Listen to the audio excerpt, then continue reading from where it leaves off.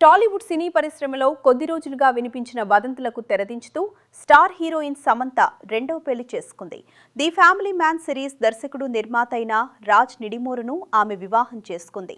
ఈ విషయం తెలియగానే అభిమానులు, సినీ ప్రముఖులు సామ్కు శుభాకాంక్షలు చెబుతున్నారు. తాజాగా సమంత తన పెళ్లి ఫోటోలను తన ఇన్స్టాగ్రామ్ వేదికగా అభిమానులతో పంచుకుంది. ఈ పెళ్లి ఫోటోలు ఇప్పుడు సోషల్ మీడియాను ఊపేస్తున్నాయి. అభిమానులు ఆనందం వ్యక్తం చేస్తూ ఈ ఫోటోలను విస్తృతంగా షేర్ చేస్తున్నారు. సమంత ఎప్పుడూ లేనంత సంతోషంగా కనిపించడం ఆమె ఫ్యాన్స్కు మరింత ఆనందాన్ని ఇస్తోంది.